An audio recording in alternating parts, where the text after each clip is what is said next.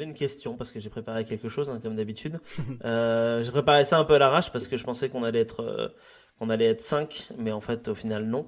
Donc c'est vraiment une question qui est toute bête. C'est une question qui est en rapport avec le milieu artistique, que ce soit musical, littéraire ou tout ce que vous voulez, bref, n'importe quel milieu. C'est quelle est la nuance ou la limite qui peut exister entre un hommage, une inspiration ou un plagiat? À partir de quel moment on qualifie une telle œuvre de telle chose, en fait? C'est quelque chose qui me questionne depuis on l'a évoqué pendant 5 secondes pendant le final de DTDR, au cours d'une vanne où je reprenais le concept d'un blind test que j'avais entendu dans un autre podcast où j'avais dit que c'était un plagiat en déconnant, mais en même temps, ça l'était un petit peu aussi, mais c'était aussi une volonté de faire un hommage. Donc du coup, quelle est la limite entre tout ça? Parce que du coup, je me suis questionné depuis, je me suis dit, bah oui, ça peut potentiellement être du plagiat. Est-ce que les personnes qui vont écouter ça vont considérer ça comme tel, ou comme un hommage, ou comme une inspiration, ou s'en battre les couilles? Et du coup, j'aurais voulu votre point de vue là-dessus. Voilà. Alors moi, je vais te répondre d'un point de vue purement Ouais. scientifique. Quand tu écris un mémoire ou une thèse ou quoi que ce soit, c'est pas du plagiat à partir du moment où tu cites ta source. Ah, pas mal. Tu peux citer, tu vois, tu peux faire une citation, la mettre entre guillemets, et en note de bas de page, tu mets ta source, et à partir de là, c'est pas du plagiat. Par contre, si tu reprends les propos de quelqu'un, même si tu changes tous les mots et que tu fais une autre phrase et que c'est ces propos-là, c'est du plagiat. D'accord. Parce que tu n'as pas cité la personne. Donc moi, je pense qu'à partir du moment où tu cites la personne et où tu renvoies vers l'œuvre originale, c'est un hommage et c'est pas du plagiat. Par exemple, je considérerais plus comme du plagiat, même s'il est apparemment pas intentionnel. Je pense à ça parce que je sais que Alex est un grand fan des Pink Floyd, et que moi je suis une grande fan de la comédie musicale Le Fantôme de l'Opéra. D'accord. Je viens de Eh leur ben, dire. le thème principal du Fantôme de l'Opéra, en gros, c'est plus ou moins un plagiat de Icos des Pink Floyd. D'accord. Et donc Andrew Lloyd Webber qui a fait qui a composé cette comédie musicale a eu beaucoup de problèmes avec les Pink Floyd du coup parce que je pense pas qu'il ait fait exprès, mais clairement quand on écoute les deux, on se dit oui, enfin bon, te fous pas de notre gueule non plus, hein, vous êtes tous les deux, vous C'est êtes assez anglais, flagrant, ouais. vous savez ce que vous faites, hein. Voilà. Donc là, ouais, plutôt plagiat. D'accord. D'accord, et du coup, on peut pas qualifier ça d'une inspiration. Alors pour le coup, j'ai ni la musique du Fantôme de l'Opéra, ni celle qui l'a piqué Ouais, dessus pareil. en tête, mais ouais, du coup, ça pose la question de l'inspiration. T'as une réponse pour ça? Non, mais je pense que ça pourrait être vraiment de l'inspiration si c'était des petits bouts, des petits trucs, vraiment des trucs subtils. Quand, tu vois, genre le tin tin tin tin tin, Ouais. tin tin tin tin tin, et t'as le même dans Icos, mais vraiment c'est genre... ultra Ouais, flagrant. ouais. Ouais, c'est vraiment très très très flagrant. Alors après, ça peut être complètement pas intentionnel. Je veux dire, enfin, moi il y a plein de fois où j'entends des potes composer des trucs et je leur dis ah ben en fait ça c'est exactement le riff de ça, mais ils connaissent pas du tout Ouais. la chanson. Et c'est juste que bon voilà, ça va très vite en fait. Mais Ouais, je sais pas. En du vrai, c'est vrai que plagiat non c'est très intentionnel. subjectif, hein, parce que t'es là, ouais, bah ça se ressemble trop, c'est du plagiat. Mais en fait, ouais, c'est très subjectif, c'est selon le ressenti de chacun. J'ai pas de... Il m'est arrivé un truc d'ailleurs rigolo vis-à-vis de ça, pas plus tard que hier soir, où du coup j'étais avec Raphaël, que toi et Manon, que Alex et Manon connaissent bien, et qui fredonnait un air, et en fait il fredonnait l'air de Shining, la musique de Shining. Et je lui dis tiens tu chantes Shining, et il dit non j'ai jamais vu Shining, je peux pas chanter Shining, ce que je chante là c'est le thème de Gollum dans le Seigneur des Anneaux. Et je lui dis mais non tu chantes Shining là, très très clairement tu chantes Shining. Et du coup il me disait non c'est Gollum. Et en fait du coup on allait checker bien évidemment.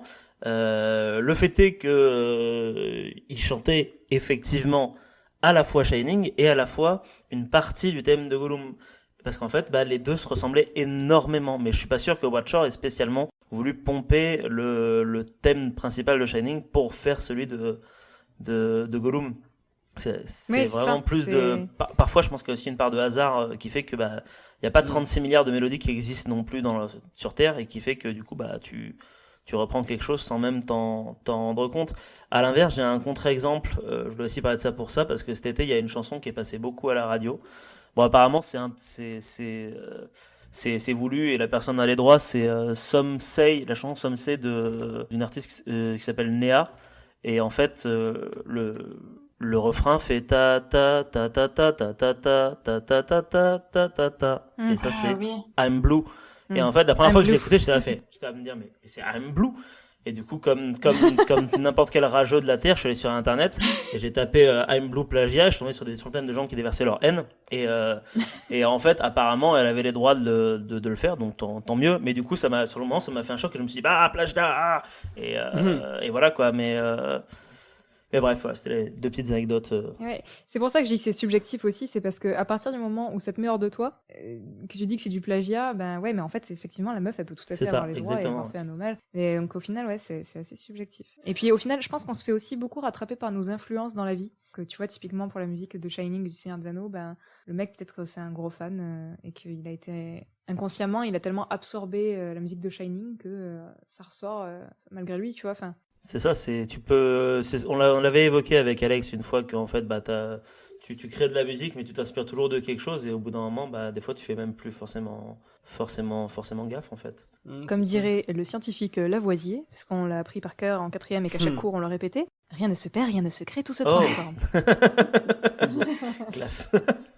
Non, mais effectivement, dans l'histoire de la musique, ça en a plein de procès pour plagiat, etc. Et du coup, je pense en fait, comme tu dis Manon, c'est ultra subjectif en fait, et que du coup, il y a qu'un moyen de le trancher malheureusement, c'est soit à l'amiable en disant bah oui, effectivement, je reconnais, j'ai pompé ça direct, soit après du coup, bah c'est dans les tribunaux et du coup c'est la justice qui rend une décision qui dit plagiat ou non, et c'est souvent comme ça que c'est déterminé s'il y a plagiat ou pas quoi. Mais l'histoire de la musique en est remplie.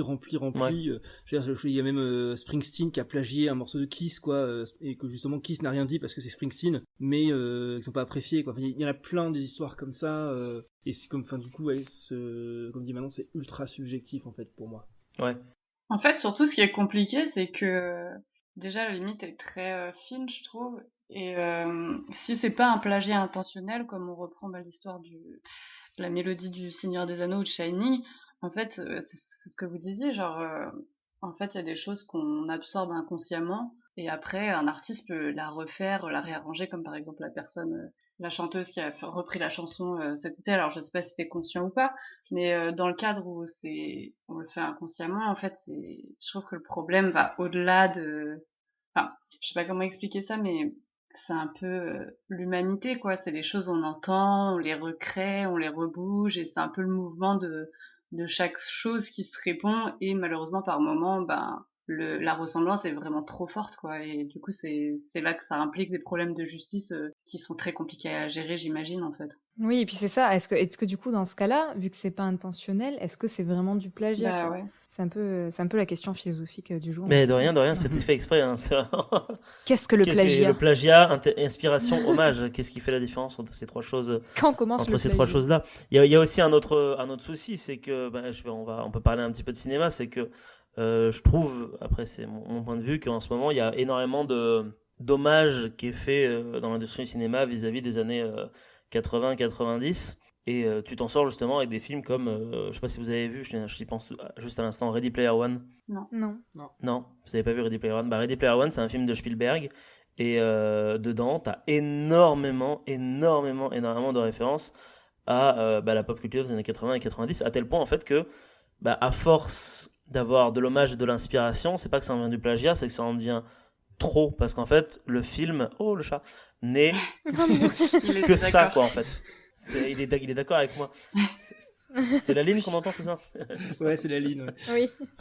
Donc ouais, c'est-à-dire que c'est une chose effectivement de plagier, c'est-à-dire que c'est pas bien, et encore si t'as l'autorisation de l'auteur, pourquoi pas. Mais après, quand tu fais, à force de faire trop d'hommages tout le temps, même si c'est des mini-références par-ci par-là, ton œuvre elle finit par plus ressembler à grand-chose quoi en fait.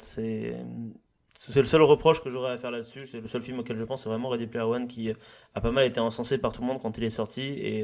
Et moi, quand je l'ai vu, j'étais là à me dire, ok, d'accord, il y a des références à tous les coins de rue, mais quel est le propos du film derrière tout ça ? T'as même une séquence, on va en reparler, hein, mais entière, qui est reprise de Shining, dans lequel les personnages sont projetés dans le film Shining. Dedans. Oui. Donc, voilà. Au bout d'un moment, des fois, c'est trop, quoi, en fait. Ouais. Après ça pose la question de où est la création, où est l'originalité c'est ça, ouais. C'est ça. de l'œuvre en fait, ouais. Oui, c'est comme tous ces remakes qu'ils font en ce moment. Ouais, c'est ça, c'est pareil. Trop. Il faut arrêter. Oui, oui, non, clairement. Oui, il faut arrêter. Moi, j'ai vu, il y a un film des années 90, parce que c'est la grande mode des années 90 en ce moment, hein, comme chacun sait. Et il y a un film que j'adore des années 90 qui s'appelle The Craft, qui est le film par excellence de sorcière, voilà, teen movie des années 90, un peu dark et tout. Et il est culte, ce film, il est vraiment hyper culte. Et là, ils vont faire un remake, et je trouve ça mais tellement nul. En vrai, tout le monde aime le premier. Pourquoi est-ce que vous insistez toujours pour faire des remakes? On s'en fout. Tu vois, personne ne va l'aimer, personne. Laissez-nous tranquilles. Ah oui, c'est ça, clairement, il y a un manque d'originalité. C'est ça le problème qu'entraîne l'hommage ou l'inspiration ou le plagiat, c'est que ça entraîne surtout parfois un manque d'originalité flagrante ou même une non-recherche d'originalité, parce que après tu peux t'inspirer légèrement et ensuite t'écarter complètement du chemin et au final avoir un truc qui n'a rien à voir avec l'œuvre originale. Alors je sais pas pourquoi c'est encore sur Shining que ça va tomber, parce que du coup j'en ai parlé au début, donc j'ai que ça qui me vient en tête comme exemple, mais le film de Kubrick n'a rien à voir avec le bouquin de Stephen King. Donc pour le coup, bah là c'est une bon, ça, on parle d'adaptation, c'est pas vraiment la même chose, mais c'est une adaptation vraiment très très libre, à tel point que du coup bah c'est deux œuvres complètement séparées, et si quelqu'un aujourd'hui voulait faire un remake de Shining, le film, bah ce serait pas un remake. S'il adapte vraiment le livre, ça serait juste une adaptation beaucoup plus fidèle et donc radicalement différente. Ou alors si quelqu'un décide de l'adapter d'une manière différente, bah pour le coup ça fera quelque chose d'encore plus original. Donc il y a toujours moyen d'avoir un matériau de base, de le tordre et de faire quelque chose d'original sans forcément le repomper jusqu'à la moelle en fait. C'est le cas justement pour Shining, tu parles de Shining justement, il y a le film de Kubrick et il y a un autre film, alors c'est un téléfilm pour le coup qui est beaucoup moins connu, c'est vrai, et qui pour le coup c'est King lui-même qui l'a fait, parce qu'il a trouvé que le film de Kubrick était vraiment de la merde par rapport à son bouquin. Il l'a détesté. Et du coup il a refait lui-même un film. Alors, moi j'ai pas vu le téléfilm. Bah apparemment il paraît que le téléfilm est vraiment merdique par rapport. Il paraît que le téléfilm est vraiment nul d'un point de vue cinématique et cinématographique, il est nul à chier. Et par contre, il colle beaucoup plus au bouquin, quoi. Donc ça, c'est problématique. Après, quand Stephen King se met à faire de la production, c'est jamais très très bien. Je sais pas si vous vous souvenez de la série Kingdom Hospital. Pas vu. Non. Eh ben, voilà. vous avez tout compris. Bah, c'était King qui produisait ça, et c'était pas bon. D'accord.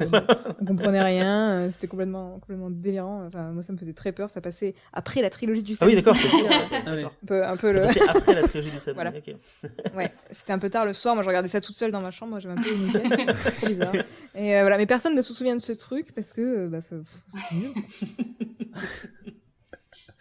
Mais après, je trouve que c'est super intéressant le fait d'adapter quelque chose justement comme Shining.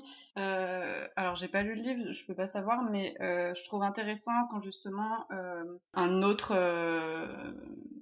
support, donc là le cinéma au lieu du livre, réadapte au sens propre du mot, c'est-à-dire que il se permet de faire beaucoup de retouches, de changer éventuellement des parties de l'histoire ou des personnages ou des choses comme ça, mais tout en gardant l'âme de l'histoire. Et c'est là que je trouve qu'une adaptation c'est intéressant, et que un remake pourrait être intéressant s'il se permettait de faire des changements, quelque chose qui éventuellement parlerait plus aux générations d'aujourd'hui. Par exemple, si on reprend l'exemple sur le film dont tu parlais tout à l'heure des années 90 qui va être refait, là ça peut être intéressant et ça peut avoir, je trouve, une valeur, on va dire, au niveau artistique, au niveau même juste pour l'œuvre en elle-même. Mais sans ça, en fait, ça allait pas du tout. Et je trouve que c'est vraiment le problème du moment, c'est que on profite pas justement de cette possibilité de réadapter et donc de ramener à quelque chose de très créatif le principe de l'adaptation ou du remake, en fait. Et je trouve que justement les adaptations cinématographiques qui viennent d'un livre sont plus intéressantes quand elles vont plus loin que le livre, en fait, qu'elles se permettent justement des réajustements qui préservent le propos du livre et l'âme du livre, mais qui le réadaptent dans un autre format et qui parlent à un autre public, du coup, d'une manière différente. Et je trouve que c'est intéressant quand c'est dans ce sens-là. En fait, c'est comme les musiques, je sais pas si ça vous le fait. Moi, je suis assez fan des covers, mais j'aime surtout quand c'est des reprises qui sont très différentes du style de la musique originale. En fait, je trouve que c'est là que c'est intéressant de reprendre les mêmes paroles pour les faire à une autre sauce, en fait. Carrément, et c'est vrai que souvent ça énerve les gens, hein, notamment les adaptations en mode le livre a été mieux que le film. Oui, mais en fait c'est Bah oui, différent, c'est ça, tu vois. c'est pas terrible. c'est pas qu'il était mieux, c'est que c'était autre chose. Bah, disons qu'il y a Calme-toi. il y a deux facettes à ça, c'est-à-dire que tu peux faire une adaptation, tu peux réarranger un script d'un livre pour en faire un film qui est différent mais il y a des gens qui le font bien, comme par exemple Kubrick ou à tout hasard un certain Peter Jackson, Mm. et il y a des gens qui le font mal. Et après ça va être très très personnel, mais de mon point de vue par exemple, bah, ça va être tiré sur l'ambulance hein, comme d'habitude, mais par exemple les 5 dernières saisons de Game of Thrones bah, sont mauvaises adaptations par rapport aux premières qui étaient de meilleures adaptations. Oui, mais c'est parce qu'il y a l'élément thune. Ouais, mais du coup c'est ça ouais. qui est intéressant. Mais tu vois après Jackson il a eu énormément de pognon pour faire ces 3 films et pourtant il arrive justement à faire une adaptation qui est bah, mine de rien très différente du bouquin. Enfin t'as tout plein de pans qui sont supprimés, tout le début là, avec les êtres de Galgal, etc. Enfin de bordel incroyable et t'arrives à avoir un film pour l'avoir revu récemment, toi aussi Alex, du coup tu l'as revu, bah qui est quand même vachement cohérent, qui respecte l'univers, mais qui est quand même différent dans son ensemble. Et ça, pour moi, je pense que Le Seigneur des Anneaux correspond vraiment, en tout cas les films de Jackson, à ce que, dans mon point de vue, est une bonne adaptation. Enfin, pour moi, c'est la meilleure adaptation qui soit, le meilleur modèle. C'est-à-dire, tu prends l'œuvre originale, tu la mets un peu à ta sauce, tu l'adaptes pour que ça passe mieux, que ce soit beaucoup plus digeste que l'œuvre principale, et t'en fais un chef-d'œuvre, quoi, en fait, tout simplement. Je ne peux qu'être d'accord. Ouais, je suis bien d'accord aussi. Ouais, c'est beau. Merci. Marc, il a fait chialer tout le monde, ça y est.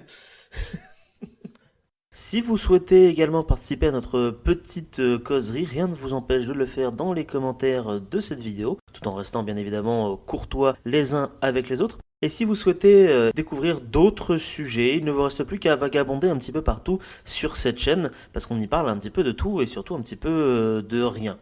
N'hésitez pas non plus à vous abonner à la chaîne, à mettre un petit pouce bleu et à nous suivre sur les différents réseaux sociaux. Merci à vous et à très bientôt.